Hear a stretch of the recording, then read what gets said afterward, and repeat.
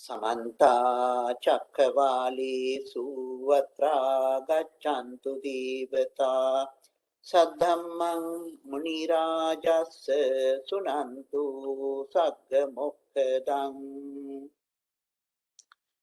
धम्मश्रवणकालो अयं वदन्ता धम्मश्रवणकालो अयं वदन्ता धम्मश्रवणकालो अयं वदन्ता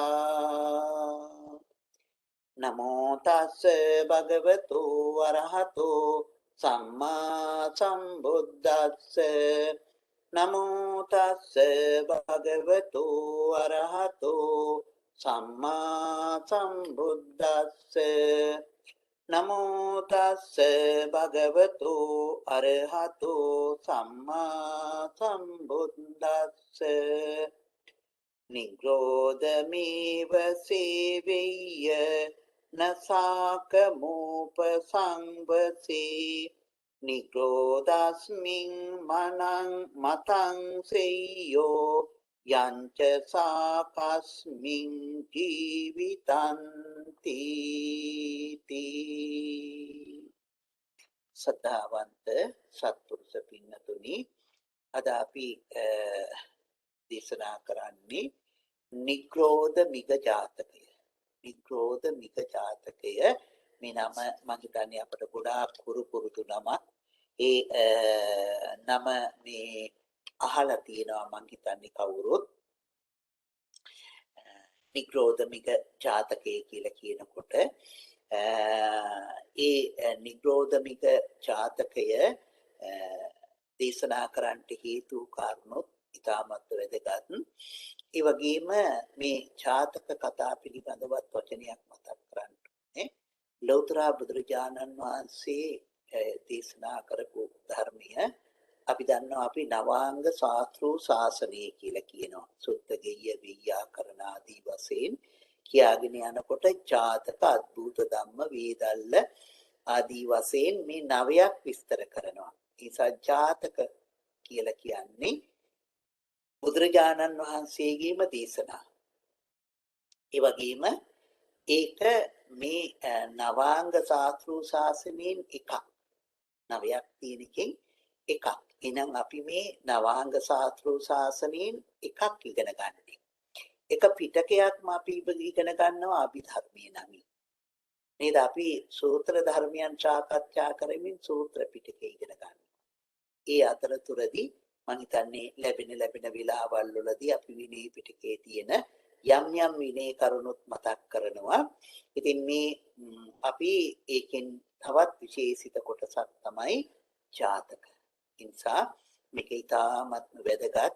ඉතින් අපි සතුටු වෙනවා මේ මොහොතේ දහම් පාසලේ ළමයි සම්බන්ධ නුනත් දහම් පාසලේ දෙමව්පියෝ හෝ දරුවෝ හෝ ඊට සම්බන්ධ වෙන බව අපි අහන විදියක් දන්නවා.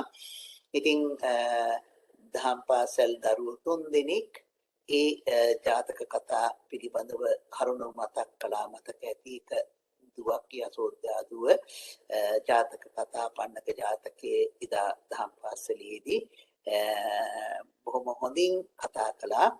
ඊට පෙර ආතුව චුල්ලසෙට්ටි ජාතකයේ පිළිබඳව දරුවෝ දෙපළක් චිත්‍ර ඇඳලා ඒවලා තිබ්බා. මම හිතන්නේ දහම් පාසලට සම්බන්ධ වෙන අය දන්නවා. ඉතින් ලොකු සතුටක්. ඒ දරුවන් මේ ජාතක කතා අහලා තියෙන එක. ඉතින් මේ ජාතක කතාව අපි දේශනා කරනකොට හැමදිනාටම ප්‍රයෝජනවත් වෙන්න දේශනා කරන්නේ. පුංචි ළමයිනුත් අරමුණු කරගෙන වැඩිහිටි අයත් අරමුණු කරගෙන හැමදිනාටම ප්‍රයෝජනවත් වෙන විදිහටයි අපි උත්සාහ කරන්නේ මේ ජාතක කතා දේශනා කරන්නට. ඉතින් ජාතක කතා කියලා කියන්නේ ජාතක පොත් වහන්සේ කියලානේ කියන්නේ. මේක ඉතාමත්ම වැදගත් වෙන්නේ මේ ජීවිතේ ජීවත්ව ඉන්නකොට ක්‍රියාකාරී ජීවිතයේ ඇති වෙන ප්‍රශ්නවලදී බුදුරජාණන් වහන්සේ බෝධිසත්ව අවදීයේදී කොහොමද මේවට පිළිතුරු හොයාගත්තේ? මොනවද ඒ කරුණු සම්බන්ධයෙන් කටයුතු කළේ? කොහොමද මේ ලෝකයේ ස්වභාවය? මෙන්න මේ කරුණු කාරණා මේ ජාතක කතා වලින් අපේ ජීවිතයට බොහොම පහසුවෙන් එකතු කරගන්න පුළුවන් කතන්දර වශයෙන් අරගෙන මේ කධර්ම කරුණොත් එක්ක. ඉතින් නික්‍රෝධ ජාතකය ලෝතර බුදුරජාණන් වහන්සේ දේශනා කරන්නට යෙදුනේ සවැත් නුවර චේතවනාරාමේදී. ඉතින් ජාතක කතාව පටන් ගන්නකොටම විස්තර කරන්නේ තවද එක් සමයේකී අසරණ සරණ වූ තිලෝ ගුරු සම්්‍යක් සම්බුදුරජාණන් වහන්සේ සවැත් නුවර නිසා දෙව්රම් මිහිර වැඩ වසනසේ කුමාර කාශ්‍යප ඉස්තවිරය වහන්සේගේ මෑණියන් අරඹයා මේ ජාතකය වදාළසේක. එනම් සවැත් නුවර ජේතවනාරාමේ වැඩ ඉඳගෙන බුදුරජාණන් වහන්සේ මේ ජාතක කතාව දේශනා කළේ කුමාර කාශ්‍යප මහරහතන් වහන්සේගේ මෑණියන් වහන්සේ අරමුණු කරගෙන. ඉතින් කුමාර කාශ්‍යප හාමුදුරුවෝ කියන්නේ ධර්ම කතිකයින් විචිත්‍ර ධර්ම කතික අය අතරින් අගතනතර ලැබපු හාමුදුරුවෝ. මේ අයට කුමාර කාශ්‍යප හාමුදුරුවෝ මතක් වෙනවා ඇති වම්මික සූත්‍රය ගැන. එහෙම කියනකොට කුමාර කාශ්‍යප හාමුදුරුවෝ අරිහත්ත්වයටපත් උනේ වම්මික සූත්‍රය අහලා උපසම්පදා වුණ ළඟදීම. එතකොට තරුණ හාමුදුරුවෝ ඉන්සා උන්වහන්සේට විචිත්‍ර ධර්ම කතිකාය අතරින් අගතනතුර ලැබුණා. ඒ නිසා කුමාර කාශ්‍යප හාමුදුරුවන්ගේ තොරතුරු ටික මේ කාටත් මතක ඇති. අපි ඒ අවස්ථාවල් වලදී කෙටියෙන් නමුත් සිහිපත් කරලා තියෙනවා. ඉතින් මේ ජාතක කතාවේ ඒ සියල්ල විස්තර වෙනවා. ඒ කෙසේ පෙර විස්තර කරලා තිබ්බත් මේ දේශනාවට අදාළ නිසා අපි මේ කටයුතු ටික ඒ කාරණා ටික නැවතත් සිහිපත් කරනවා. ඉතින් බුදුරජාණන් වහන්සේ මේ සවැත් නුවර වැඩ ඉන්න කාලේ මේ කුමාර කාශ්‍යප හාමුදුරන් වහන්සේගේ මෞතුමිය පුංචි කාලේ පුංචි දැරියක් වශයෙන් ජීවත් වෙනකොට අම්මලගෙන් තාත්තලගෙන් අවසර ඉල්ලනවා මාව පැවිදි කරන්න, මට පැවිදි වෙන්න යන්න ඉඩ දෙන්නයි කියලා. එතකොට ඉතින් අම්මලා තාත්තලා කැමති වෙන්නේ ඔබ විතරයි මේ සිටු පවුලක්. ඔබ විතරයි අපට ඉන්නේ එකම දරුවා. දුවක් වුණත් එකම දරුවා. ඒ නිසා පැවිදි වෙන්න දෙන්න බැහැ කියනවා. ඉතින් ඔබගේ එහෙම පැවිදි වුණොත් මේ ධනය විනාශයටපත් වෙනවා. ඒ නිසා මේ ඔබට පැවිදි වෙන්න අවසර දෙන්නේ නැතේ කියන බව කියනවා. ඉතින් පුංචි දරුවෝ නිසා එහෙම කඩාගෙන යන්නත් බැරි නිසා කාන්තාවක් නිසාත් ඉන්නවා. අපිත් පුංචි කාලේ අපටත් එහෙම නෙවෙන්නේ. අපිත් මහාන වෙන්න කැමති වෙලා හිටියට ඒකට අවසර දෙන්නේ නැහැ. ඉතින් මේ විදිහට මේ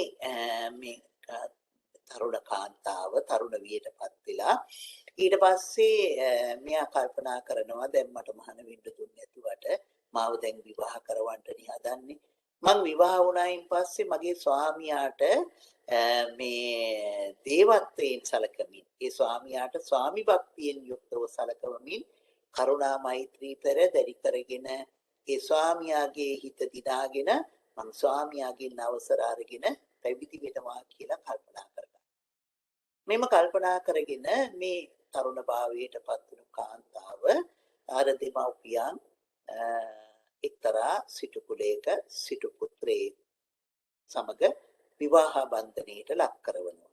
ඉතින් මේ තරුණ කාන්තාව විවාහ ජීවිතයටපත් වෙලා අර ස්වාමි පුරුෂයාණන්ට ඊ타ත්ම කීකරුව පතිවෘත්තතාවය සුරකමින් ස්වාමියාට දෙවියෙකුමින් පංචශීලයත් රකිමින් ආචාර ධර්මයන්ගෙන් යුක්තව බොහොම හොඳින් ජීවත් වෙනවා.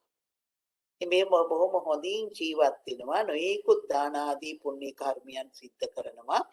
ඉතින් මේ විදිහට මේ දෙදෙනා සතුටින් ජීවත් වෙනවා. මේ අතරතුරදී සවැත් නුවර නැකත් කෙලියක් පැවැත්වෙනවා.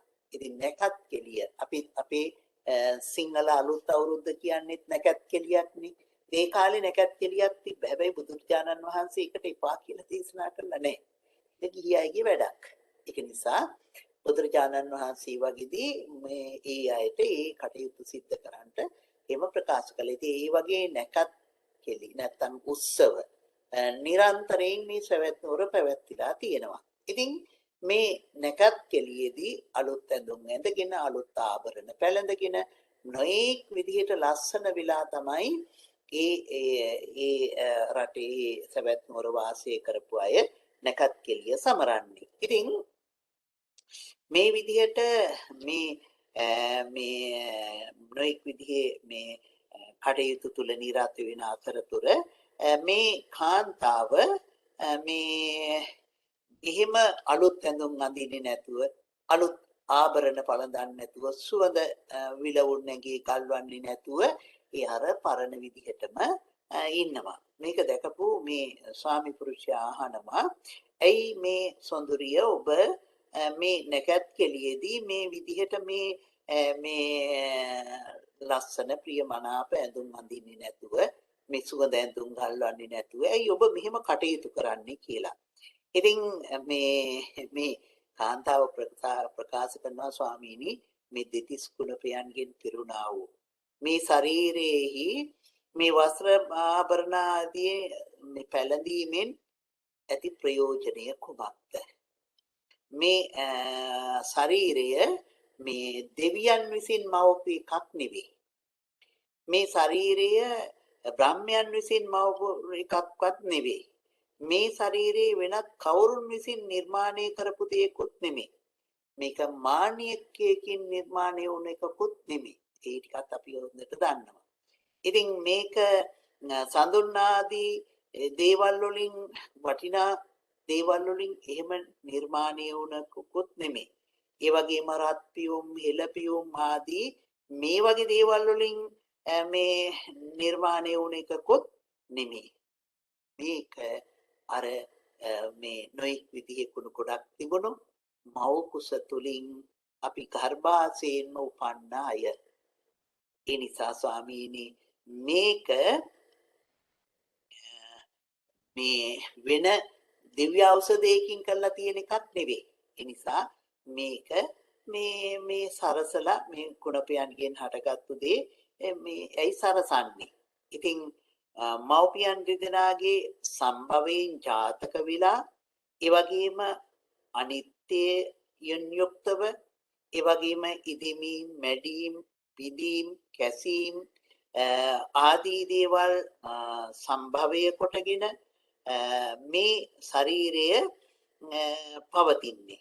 ඉතින් මේක තෘෂ්ණා උපාදාන දෙකින් යුක්තව අල්ලාගෙන ඉන්නවා. මේක ඒ විදිහටයි තියෙන්නේ. මේ ශරීරය ශෝක කරන්නට මුල්ලු කාරණයක්. මේ ශරීරයේ ශෝක කරන්නට මුල්ලුණු කාරණයක්. ඒ වගේම මේ ශරීරය ඇතුළතිනුත් කුණු පිටතුනුත් නිරන්තරයෙන් කුණු වැగిරෙනවා නේද? 80000ක් ප්‍රොමීන්ට මේක වාසස්ථානයක්. 80000ක් ප්‍රොමීන්ට එතකොට හිතන්ට දැන් අද අපි දන්නවා සමහර වෙලාවට මේ අයත් දැකලා ඇති පුංචි දේ ලොකු කරලා බලන අන්වීක්ෂයකින් මේ ශාරීරියේ හැමදෙස බලලා ඔය මේ දැකලා ඇති මේ ශරීරයේ ඉන්න මේ හැම තුල ඉන්න නොඑක් විදිහේ සත්තු මේකේ සත්තු ඉන්නවා. ඉතින් මේකේ මේ ධර්මයේ විස්තර කරනවා කොච්චරක්ද 80000ක් 80000ක් මේ කෘමි කුලයන්ට වාසස්ථානයක්. කෘමි කුලයන්ට වාසස්ථානයක්. ඒ කෘමීන් ඉපදෙන්නේ අපේ මේ ශරීරය තුල මේ හැම තුල. ඒ අය මේ කැතකුණු ඉවත් කරන්නේ මල පහ කරන්නේ සියලුම දේවල් කරන්නේත් අපේ ශරීරය තුල. මේ ඇඟ තුල හැම තුල හැම ඇතුළතින් මේ කෘමීන් වාසය කරනවා. ඒ වගේම ඒ අය ප්‍රජාව බිහි කරන්නේත් මේකෙන් මැරෙන්නෙත් මෙතනමයි. මේ විදිහේ 80000ක් කෘමි කුලයන් වාසය කරන තැනක්. බලන්න මේ දුව මේ අපේ ශරීරයේ පිළිබඳව නැත්නම් මේ කාන්තාව ශරීරයේ පිළිබඳව ප්‍රකාශ කරන දේවල් ටික.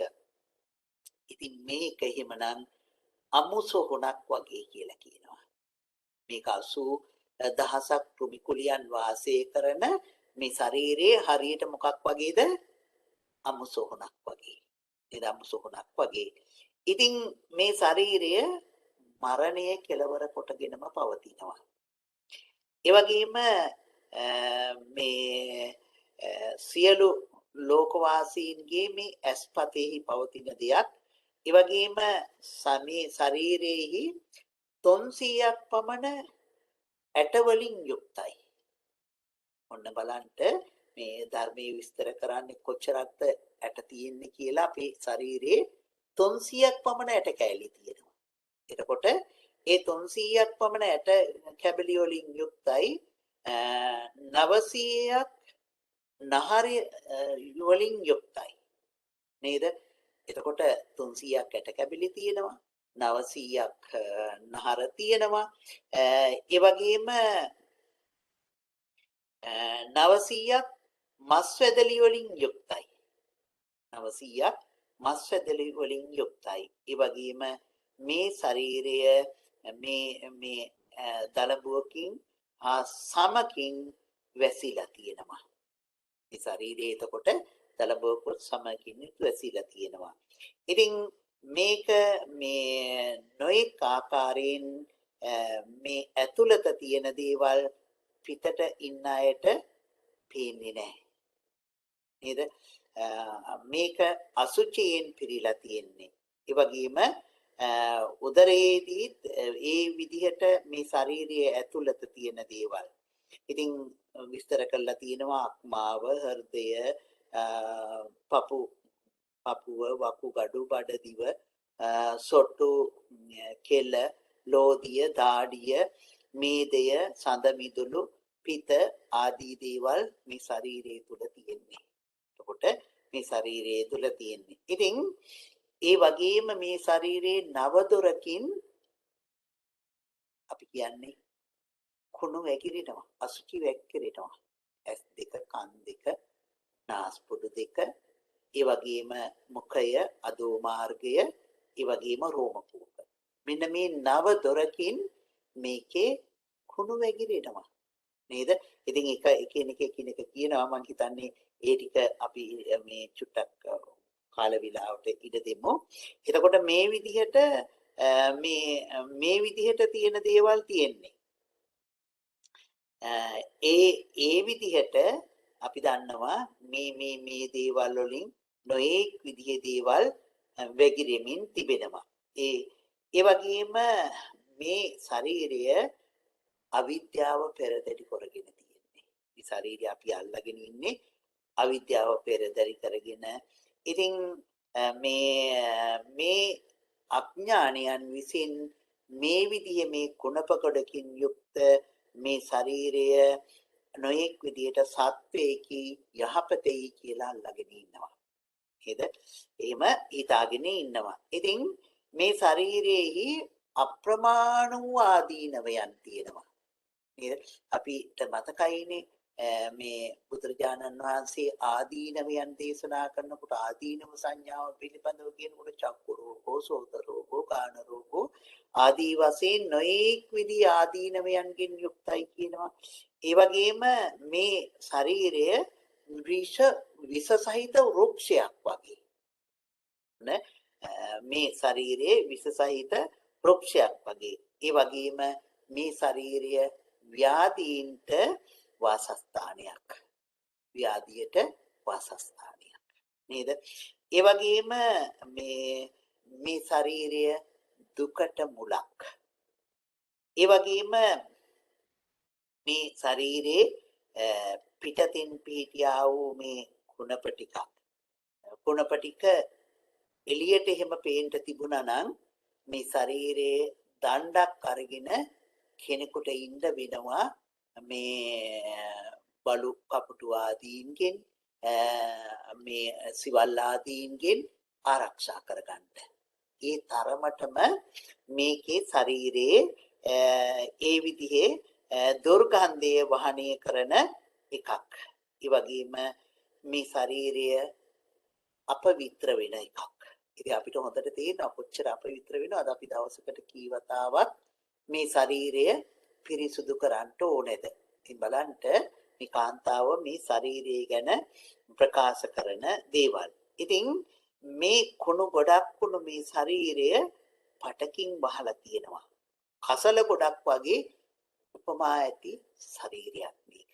අපි හොඳට බැලුවොත් මේ කරුණු ටික අපි හැමදිනාගේම ශරීර තුල තියෙනවා. ඉතින් මේක හරියට අසුචි වලින් පිරුණු කලයක්. පිටතින් උපමට්ටම් කරලා තියෙන යම්සේද අන්නේ විදිහේ උපමා ඇති එකක් මේ ශරීරය. ඉතින් නුවණැත්තන් විසින් නින්දාවට ලක් කරන මේ ශරීරයක් ඒ වගේම අඥාන සත්වයන් විසින් සතුටු කරවන ශරීරයක්. ඉතින් නුවණැත්තන් විසින් නින්දාවට ලක් කරන අඥානයන් විසින් සතුටට පත් කරවන මේ ශරීරයක්. ඉතින් මේ මගේ ස්වාමි පුත්‍රය මේ වගේ කුණප ගොඩක් වුණු ශරීරය ඇයි මම සරසන්නේ?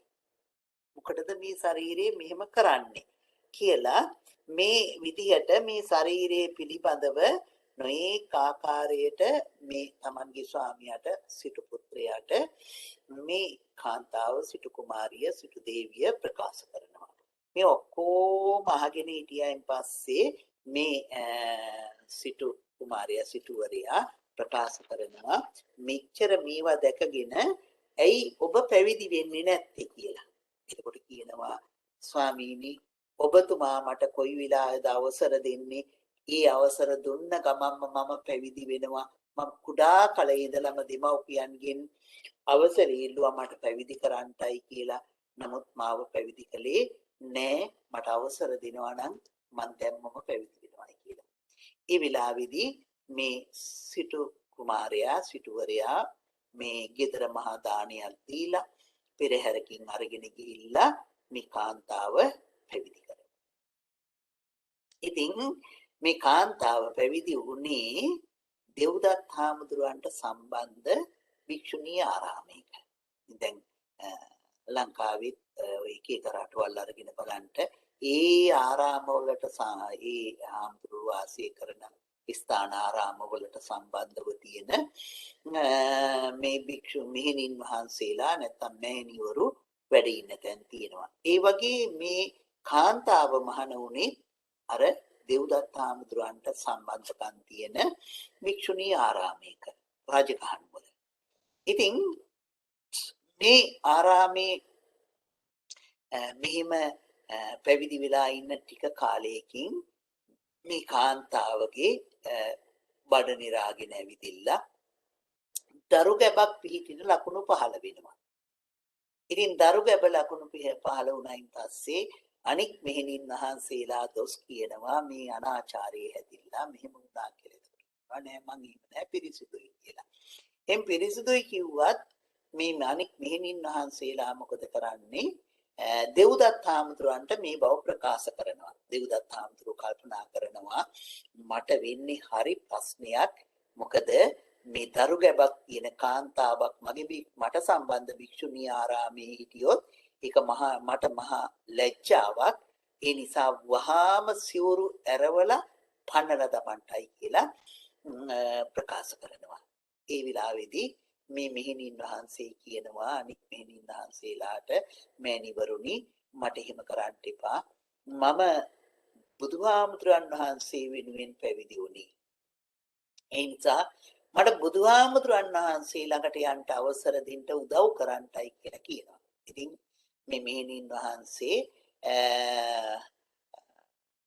45 ගව්වක් ගෙවාගෙන රජගහනුවර ඉඳලා සවැත් නුවරට පැමුණුණා කියනවා.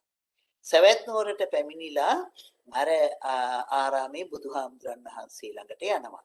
ඉතින් බුදුහාමුදුරන් වහන්සේ ළඟට යනකොට මේ පුවත ආරංචි වෙනවා. දැන් ඒ ආරංචි වෙලා මේ දරු ගැබක් තිබෙන මෙහෙණින් වහන්සේ නමක් පැමුණුණා කියලා දැනගන්නවා. ඉතින් මේ පැමුණුණයින් පස්සේ බුදුරජාණන් වහන්සේට මෙහෙණින් වහන්සේලා මේ බව ප්‍රකාශ කරනවා. ඒ ප්‍රකාශ කළයින් පස්සේ මේ බුදුහාමුදුරන් වහන්සේ කල්පනා කරනවා දෙව්දත් හාමුදුරන් වහන්සේගේ නිසා පැමුණුණු මෙහෙණින් වහන්සේ නමක් ප්‍රශ්නයක් තියෙන කෙනෙක්. ඒ නිසා මේකට මම්ම විසඳුමක් සොයන්න එක සුදුසු නෑ. නිසා බුදුරජාණන් වහන්සේ ඊට අවශ්‍ය පිරිසක් පනවනවා. අපි කියන්නේ ජූරි සභාවක්, නඩුකාරයෙක් මේ කට්ටිය ඔක්කොම පත් කරනවා. ඉතින් කොසල් මහරජුරුවෝ අනේපිට සිටානෝ, චුල්ල අනේපිට සිටානෝ, ඒ වගේම විසාකා මා උපාසිකාව ඇතුළුව ඒ සවැත් නුවර හිටපු ප්‍රධාන සිටු පවුල් වල පිරිසක් මේකට පත් කරනවා. පත් කරලා ඒ වගේම විනයෙන් අගතනුතර ලැබපු උපාලි මහරහතන් වහන්සේ විනිශ්චයකරුවා හැටියට පත් කරනවා. දැන් ඊට පහුවෙනිද දවසේ මේ අයට රැස් වෙන්නයි කියනවා. දැන් සවස ධම්සභා මණ්ඩපේ රැස් වුණු වෙලාවේදී ඉතින් භික්ෂු භික්ෂුණී උපාසක උපාසිකා කියන සිව්වණක් පිරිස මැද්දට ගිහිල්ලා උපාලි මහරහතන් වහන්සේ පනවන ලද ආසනයක් මත වැඩ ඉඳගෙන මේ ප්‍රශ්නේ විසඳනවා. ඉතින් මේතෙන්දී මේ විසාකා උපාසිකාව ඇතුළු පිරිසට මේ භික්ෂුණීන් වහන්සේ පවරනවා. මේ භික්ෂුණීන් වහන්සේ පරීක්ෂා කරලා බලන්න කොයි කාලෙද දරු ගැබ පිහිටලා තියෙන්නේ කියලා. ඒ විස්තර කරනවා කඩතිර ඇදගෙන මේ විසාකා උපාසිකාව ඇතුළු ඒ කාන්තා පිරිස මේ කාන්තාව මේ මෙහෙණින් වහන්සේ පරීක්ෂා කරලා බලලා ඒ දින ගණන් හදලා බලලා මේ විසාකා මහ උපාසිකාව ඇතුළු පිරිස තීරණයක් දෙනවා මේ කාන්තාවගේ දරු ගැබ පිහිටලා තියෙන්නේ පැවිදි වෙන්න පෙර ආතුව. මේ පැවිදි වෙන්න පෙර ආතුව දරු ගැබ පිහිටලා තියෙන්නේ මේ කාන්තාවත් මේ මොහොතේ දැනගෙන තිබුණේ නෑ Tamanට දරු ගැබක් තියෙනවා කියලා. ඉතින් මේ කරුණෙන් මේ කාන්තාව පිරිසුදුයි මේ මෙහෙණින් වහන්සේ පිරිසුදුයි කියලා කියනවා. උපාලි මහරහතන් වහන්සේ සියල්ලම සිව්වණක් පිරිස මැදදී ප්‍රකාශ කරනවා. ඉතින් මේ මෙහෙණින් වහන්සේ බොහෝම සතුටටපත් වෙනවා. මිහිණි ආරාමයේ තුල වැඩ ඉන්නවා. ටික දවසක් යනකොට දරුවා ලැබෙනවා. ඉතින් දවසක් කොසල් මහරජුරෝ මේ මිහිණි ආරාමයේ ළඟින් යනකොට කොසල් රජුරවන්ට ඇහෙනවා මේ රාත්‍රියේ යනකොට පුංචි දරුවෙක් අඬන සද්දයක්, පුංචි දරුවෙක් කෑ ගහන සද්දයක්. ඒ වුණාම මේ කොසල් මහරජුරෝ ඇමතිවරු කට්ටිය කැඳවලා අහනවා මේ ආරාමේ මෙහෙම පුංචි දරුවෙක් මේ රාත්‍රී මේ වේලාවන්නේ මේ වෙලාවේ ඇයි කියලා. එතකොට මේ අය හොයලා බලලා කියනවා මහරජතුමනි අර මෙහෙණින් වහන්සේට දරුවා ලැබිලා. කොයි මෙහෙණින් වහන්සේටද අර ප්‍රශ්නයක් ඇති වෙලා විසඳපු දෙව්දත් හාමුදුරන්ගේ සම්බන්ධ මෙහෙණිය ආරාමේ වාසය කරපු ඒ මෙහෙණියට දරුවා ලැබිලායි කියලා. කොසල් මහරජුරුවෝ මේ අයට ප්‍රකාශ කරනවා මෙහෙණින් වහන්සේ නමකට දරුවෙක් පෝෂණය කරනවා කියන එක හරි අමාරු කාර්යයක්. ඒක කරන්න බැරි දෙයක්. ඒ නිසා ඒ දරුවා රජවාසලට ගේන්න ගෙනල්ලා කිරිමව්වරුන්ට බාර දීලා මේ රජවාසල රාජකුමාරී කැටියට හදන්නයි කියනවා. කොසල් රජුරුවන්ගේ නියෝගය මත මේ පුංචි දරුවා රජවාසලට ගේනවා. ඉතින් රජවාසලදී නමක් තියනවා මේ පුංචි දරුවට කාශ්‍යප කියලා. දැන් මේ පුංචි දරුවා 7 අවුරුදු වයසේදී රජුරුවන්ගෙන් අවසර අරගෙන පැවිදි භාවයටපත් වෙනවා. ඒ නිසා කුමාර කාශ්‍යප කියන නම මේ පුංචි දරුවට මේ හාමුදුරන් වහන්සේට පටබැඳෙනවා. ඉතින් 7 අවුරුදු වයසේදී පැවිදි භාවයටපත් වෙලා ටික වැඩි වියටපත් වෙලා අවුරුදු 20 දී උපසම්පදා භාවයටපත් වෙලා වම්මික සූත්‍රය අහලා අරිහත්ත්වයටපත් වෙනවා.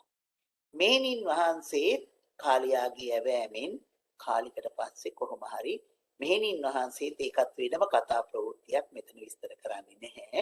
ඉතින් මෙහෙණින් වහන්සේ කාලිකට පස්සේ මොකද වෙන්නේ? අරිහත්ත්වයටපත් වෙනවා.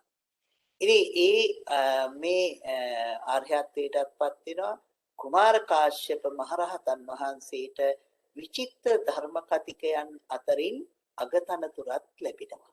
ඉතින් මේ නිසා එක දවසක් ධම්සභා මණ්ඩපයේට හවස් කාලේ රැස්වුණු හාමුදුරන් වහන්සේලා උදේ පිණ්ඩපාතේ වැඩලා දානි වළඳලා ඒ දිවා කාලේ දිවා විවරණීය ගත කරලා සඳෑ සමයේ එළඹෙනකොට හාමුදුරන් වහන්සේලා ධම්සභා මණ්ඩපයට පැමිණෙනවා බුදුරජාණන් වහන්සේගෙන් ධර්ම ශ්‍රවණය කරන්නට.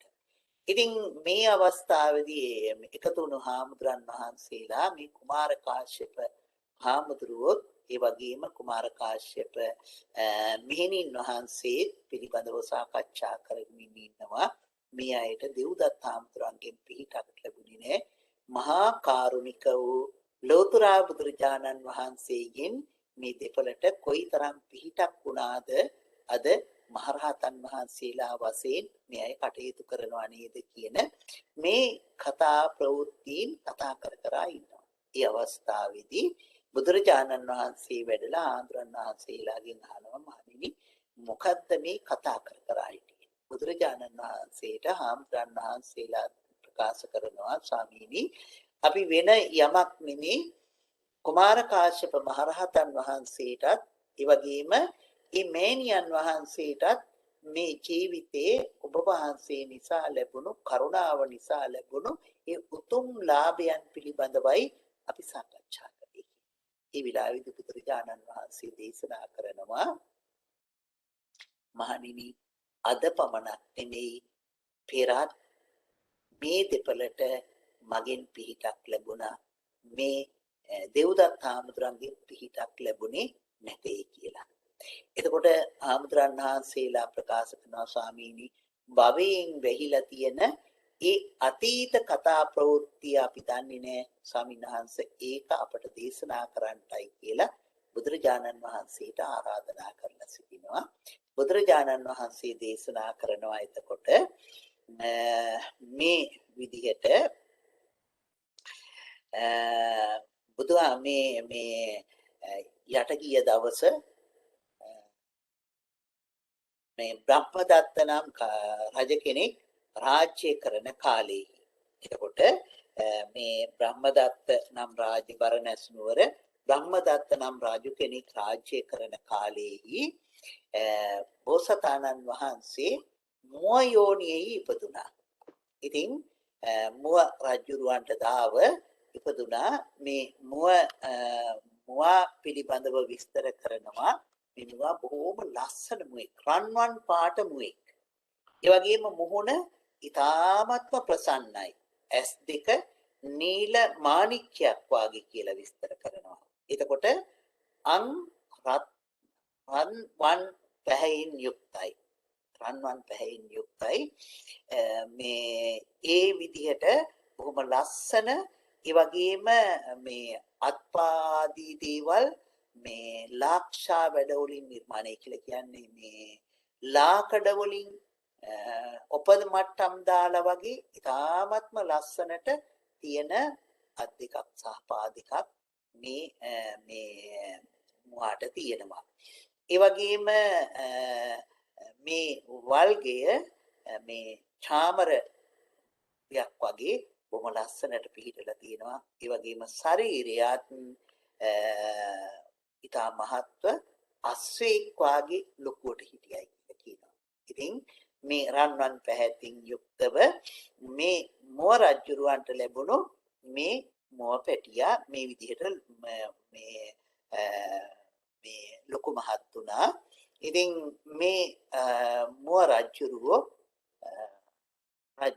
වයස්ගත වෙනකොට මේ මුවාට බාර දුන්නා. මෙයාගේ නම නිග්‍රෝධ කියලා සටහන් කරලා තියෙනවා. මේ මුවාගේ නම නිග්‍රෝධ කියලා සටහන් කරලා තියෙනවා. ඒ වගේම මේ කැලේ තවත් මේ වගේම රන්වන් පැහැයෙන් යුක්ත තවත් මුවෙක් ඉඳලා තියෙනවා සාක කියලා. ඉතින් අර වගේම බොහොම ප්‍රසන්න ශරීරයකින් යුක්ත මේ මුවෙක් හිටියා සාක කියලා. මේ බරණැස් රජුරවන්ට මුව මස් කන්න ඕනේ හැමදාම. ඉතින් රජුරෝ මොකද කරන්නේ? රජුරෝ තැමතිවරුත් ඒ වගේම මහජනයාත් එකතු කරගෙන හැමදාම මුව දඩේම යනවා. මේ යනකොට අර මහජනතාවගේ ගොවිතැන්මාදී කර්මාන්තයන් කරගන්න වෙලාවක් නැති වෙනවා. ඒ නිසා මේ මහජනතාව එකතු වෙලා රජුරවන්ටත් ප්‍රකාශ කරලා මේ කැලේට ගිහිල්ලා මෝ ඉන්න තැන් බලලා ඉස්සෙල්ලාම හදා ගන්නවා උයනක්. හොඳට තනකොළ වවලා වතුර හදලා මේ බොහොම මේ ලස්සනට සත්තුන්ට ආහාර තියෙන විදිහට උයනක් හදා ගන්නවා. ඒක බොහොම මේ වැට කටුළු යොදලා වට කරලා හදලා ඊට පස්සේ කැලේට ගිහිල්ලා හොයලා බලනවා මෝ කොහෙද ඉන්නේ කියලා. එතකොට දකින්න ලැබෙනවා මේ නිග්‍රෝධ මුවා සමග ඉන්න 500ක් මෝරංචුවත් ඒ වගේම සාක මුවා සමග ඉන්න 500ක් මෝරංචුවත්. මේ අය දැකලා මොකද කරන්නේ? කැලේ වට කරලා මේ මෝරංචුව වට කරලා මේ කෑ ගහලා ආයුධ මෙව කරලා බිය ගන්නලා වට කරගෙන අර හදපු උයනට මෝ ටික කොටු කරනවා. දැන් මෝ රංචු දෙකම මේකට කොටු වුණා. කොටු වෙලා රජුරවන්ට මේගොල්ලෝ මේ හිර කරලා යන්න බැරි වෙන්න වහලා දමලා රජුරවන්ට ප්‍රකාශ කරන මහරජතුමනි කැලේ ඉන්න මුවන් ටික අපි දැන් අන්න අර උයනට ගෙනත් දැම්මා. දැන් ඔබතුමා මේ දවස ගානේ මුවෙක් දඩයම් කරගෙන ඒක අනුභව කරන්ට අපට අපේ කර්මාන්ත කරන්ට නිදහස දෙන්නයි කියලා. රජුරු ඉතින් නිදහස දෙනවා. දැන් අරක් කැමියා රජුරවන්ට කෑම හදන තැනැත්තා මොකද කරන්නේ? අර මේ උයනට ගිහිල්ලා බලලා මේ මුවන් පස්සෙන් පන්නලා විදලා මේ නොයෙක් විදිහේ ගහලා මෙව්ව කළා මුව අල්ලගෙන ඇවිදිලා එක මුවා ගානේ මරනවා. මරලා රජුරවන්ට ආහාර පිණිස සකස් කරලා දෙනවා. ඉතින් මෙහෙම වෙනකොට මෝ බොහොම බයෙන් ඉන්නේ. දුවලා තපය තුවාල වෙලා කැඩිලා මුවන්ට බොහොම හිරිහැර වෙනවා. ඉතින් මේක දැකපු මේ නිග්‍රෝධ මේ මුව රජුරුව මේ කල්පනා කරනවා මේක සුදුසු වැඩක් නෙමෙයි. ශාක මුව රජුරුවන්ටත් කතා කරලා කියනවා අපි හැමදාම එක මුවෙක් යවමු රජුරුවන්ගේ ආහාරයට. එක දවසක් ඔබේ රංචු වෙනොත් අනිත් දවසේ මගේ රංචු වෙනොත් යවමු. මේ විදිහට කතා බහ කරගන්නවා ශාක මුව රජුරුවොත් මේකට කැමති වෙනවා.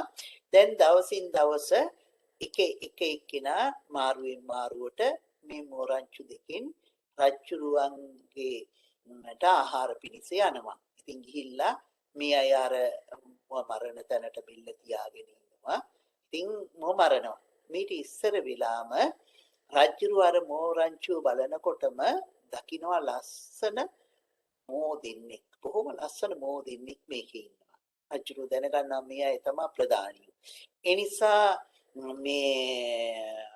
ඒ අරක් කැමියට නියෝග කළා තියෙනවා කොයියම්ම වෙලාවකදීවත් මේ මෝ දෙන්න මරන්න එපා කියලා. ඒ දෙන්නට අභේදානෙ ලැබිලා තිබුණා. ඉතින් එහෙම තියද්දි තමයි අර දැන් එක්කිනා යන්නේ. ඔන්න මෙහෙම ගිහිල්ලා එක දවසක් මුව දිනකට යන්න වෙනවා. මේ මුව දින පැටවෙක් ලැබෙන්න ඉන්නවා.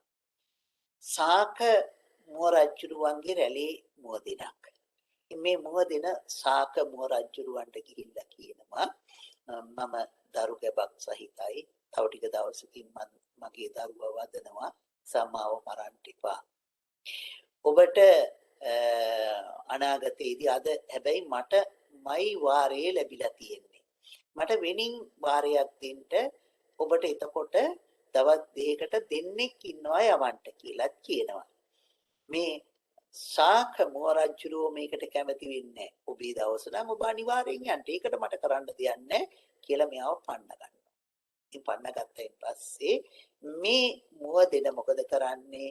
නිග්‍රෝධ මුග රාජයා වෙත යනවා. නිග්‍රෝධ මුග රාජයා වෙත ගිහිල්ලා ප්‍රකාශ කරනවා මෙහිමයි මම දරුවෙක් ලැබෙන්න ඉන්නවාද මගේ වාරය මාව නිදහස් කරන්නයි කියලා. එතකොට නිග්‍රෝධ මුග රාජයා ප්‍රකාශ කරනවා මුව රජුරෝ ඔබේ වාරේ මට බෑ වෙන කෙනෙකුට ලබලා දෙන්න. ඒක මට කරන්න බැරි දෙයක්. නමුත් මට පුළුවන් මේ ඔබ වෙනුවෙන් ඔබේ වාරය මට ගන්න. ඉතින් මම ඔබේ වාරය ගන්නවා ඔබ මං වෙනුවෙන් නිදහස් කරනවා කියලා නික්‍රෝධ මෝරච්චුරුවෝ එදා ගිහිල්ලා අර දංගෙඩියට බෙල්ල තියාගෙන ඉන්නවා. අරක් කැමියා එනවා බලන්න. එනකොට නික්‍රෝධ මෝරච්චුරුවෝ ඉන්නේ එදා. මෙයා බොහොම කලබලයටපත් වෙනවා. පත් වෙලා රජුරවන්ට පණිවිඩයක් આવනවා මහරජතුමනි අද මේ මෝරච්චුරුවෝ ඇවිදිලා දංගෙඩියට බෙල්ල තියලා තියෙනවා කියලා. රජුරුවොත් බොහොම ඉක්මනින් පැමිණෙනවා. පැමිණිලා ඉතින් මේ කතාව විස්තර කරනවා කතා කරලා ඇහුවයි කියලා. ඇයි මේ මාවේ කියලා. එතකොට අර කතාව ප්‍රකාශ කරලා තියෙනවා මෙන්න මේ විදිහේ මේ මොහ දෙනක් වෙනුවෙනුයි මේ මං පැමුණුනේ කියලා. මේ මොහ රජුරුවන්ගේ මේ කාරණාව දැනගෙන රජුරුව ප්‍රකාශ කරනවා ඔබ වෙනි කරුණාවන්තයෙකුට මම මරන්නේ කොහොමද? ඔබ Tamanගේ පිරිස පිළිබඳව කොයි විදිහේ කරුණාවෙන් කටයුතු කළා තියෙනවද? එවැනි කෙනෙකුට මට මරණය කොසෙත්ම කරන්න පුළුවන් කමක් නැහැ. ඒ නිසා මං ඔබටත් ඒ මුව දෙනටත් ඒ මුව පැටියටත් අබේදානිය දෙනවා කියලා ප්‍රකාශ කරනවා. එතකොට මුව රජුරුව අහලා තියෙනවා එහෙමනම් අනික් මුවන්ට ඒ මුවන්ටත් අබේදානිය දෙන්නයි කියලා. එතකොට ප්‍රකාශ කරලා තියෙනවා හොඳයි එහෙමනම් මම මේ සියලුම මුවන්ට අබේදානිය දෙනවා.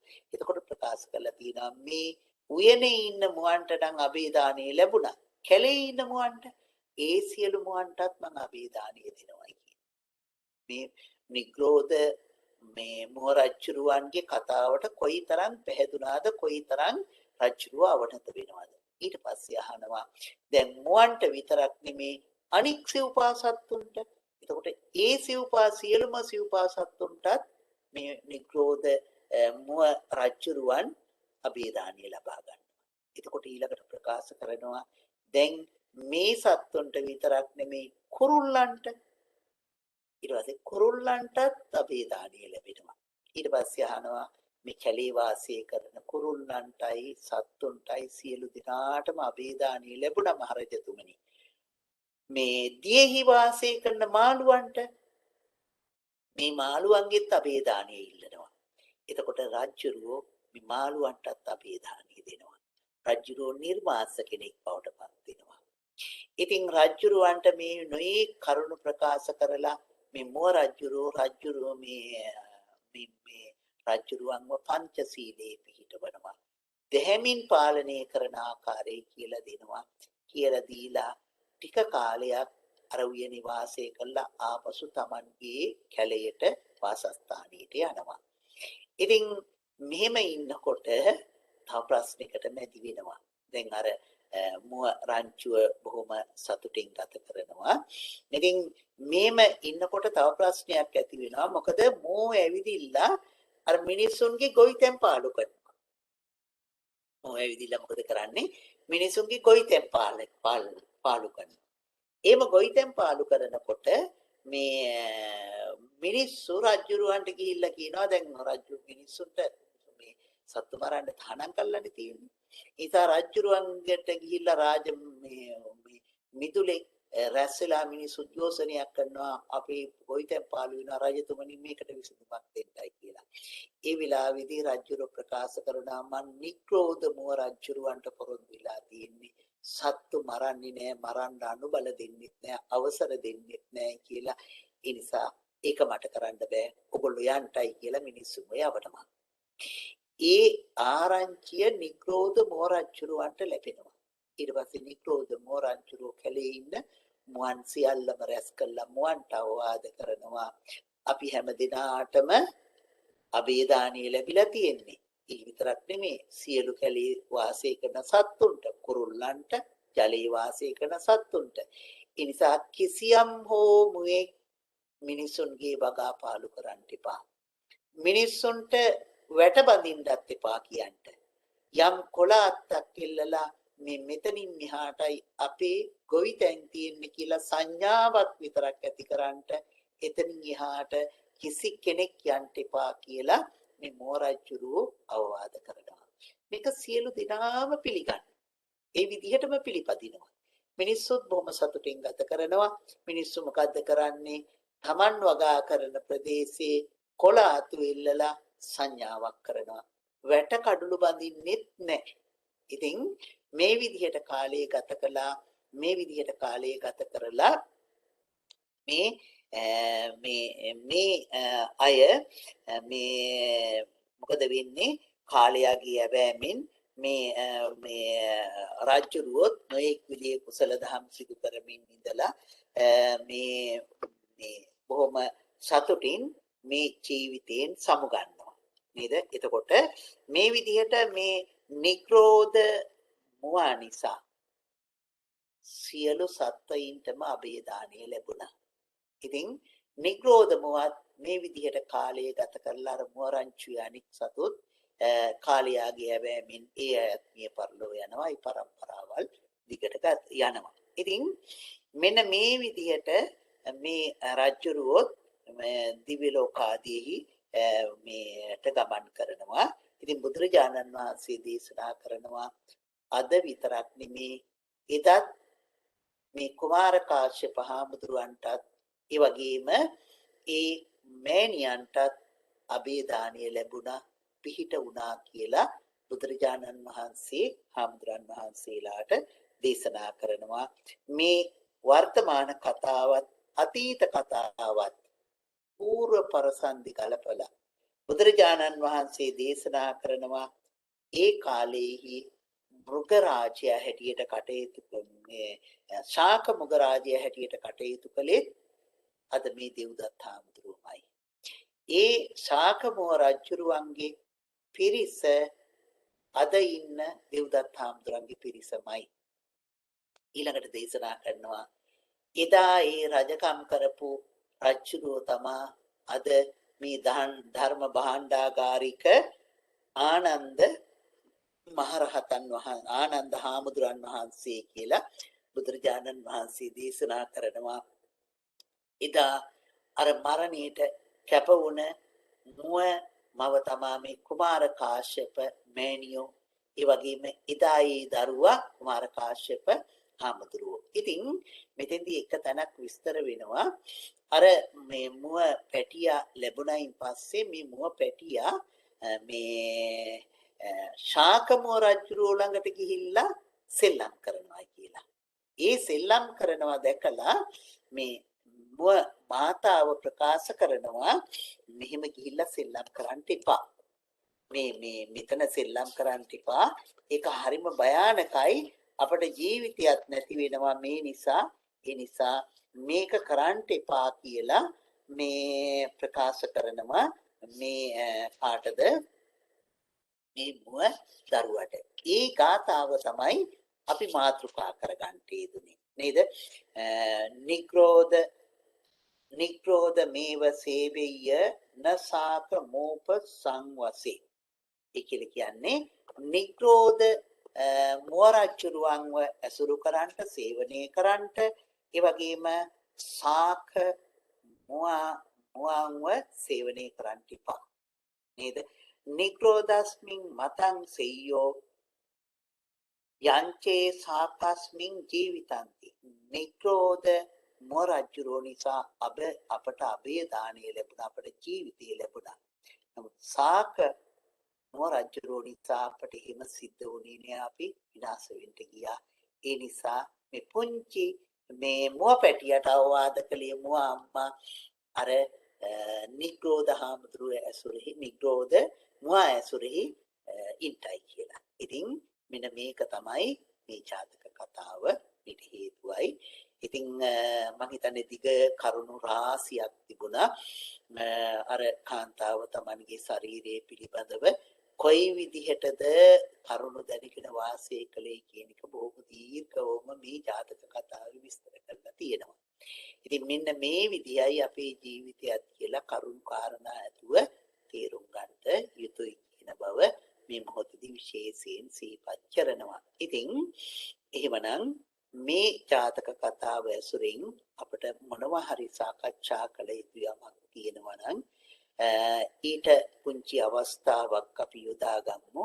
ඉන්නතුරු අපි පුණ්‍යානුමෝදනාවන් සිද්ධ කරලා එකත් අපි ධර්ම දේශනාව අවසන් කරමු. කාටවත් ඇසුරින් මේ ධර්මයේ ඇසුරින් යමක් සාකච්ඡා කරන්නට එළඹුණු ප්‍රශ්නයක් තියෙනවා නම් කතා සුදුසු අවස්ථාව. අපි මේ අද ප්‍රකාශ කළේ 12 වෙනි ජාතකය. නික්‍රෝධමික ජාතකය. එහෙමනම් අපි අවසන් කරමු. මේ සිදු කර ගන්නට යෙදුන උතුම් උදාර වූ කුසල ධර්මතාවයන් සියල්ලම අපි පළමුවෙන්ම දෙවියන්ට අනුමෝදන් කරමු.